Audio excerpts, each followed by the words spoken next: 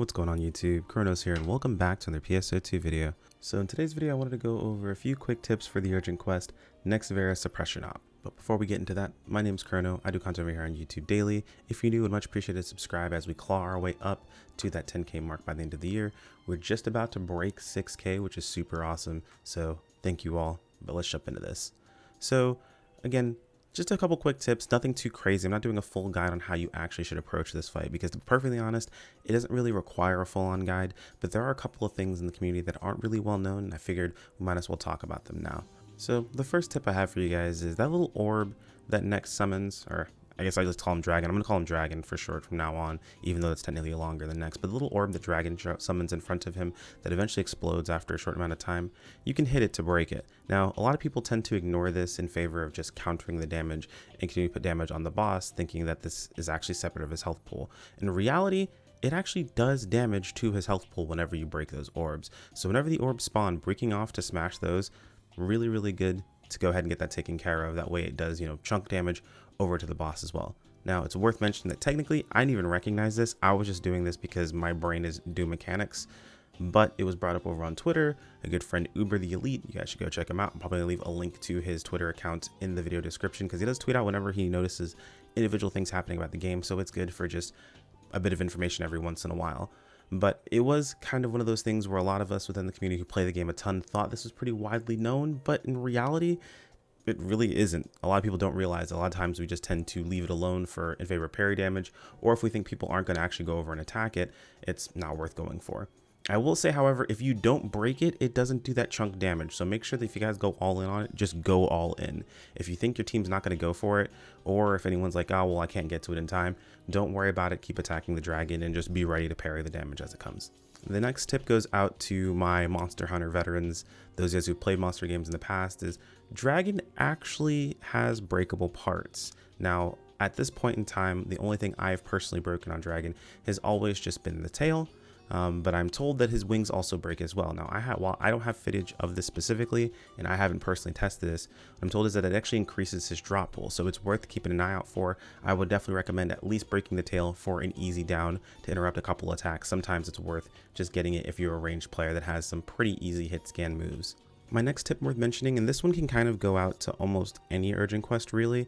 If you're playing a ranger or some form of support that has any reason to put, I guess it's just ranger technically that we're thinking about it. So if you're playing ranger, definitely prioritize weak bullets on targets everyone can hit. While you may be able to hit like a weak spot that's up on a back super high or something along those lines, putting that weak bullet on a leg where it may not be as useful for the amount of damage that you can push out will actually cause, in most cases, monsters to fall over, much like, again, I'm going to reference Monster Hunter, where there are breakpoints where it knocks monsters down, knocks them over, and it allows for you guys to then put a ton of extra damage on a better weak spot that everyone can hit. So just remember, it is useful for everyone, not just yourself.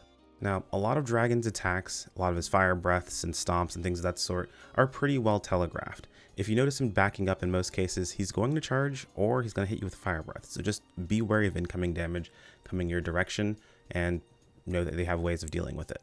This one's kind of like a little bit of a random tip that I've personally noticed, and I feel like this is going to be really specific because not everyone's going to want to be in it, but I've noticed the fire pools that get dropped on the ground, they actually have a ring around them that pulses in twice. On the second pulse in is where the actual fireball drops. So if you're someone who likes to stay on the target that you're on, it's like one of the juiciest spots you can be in, and then he drops a little fire pillar on top of you and you want to be able to parry that damage. That's how you can tell the fireball is actually coming.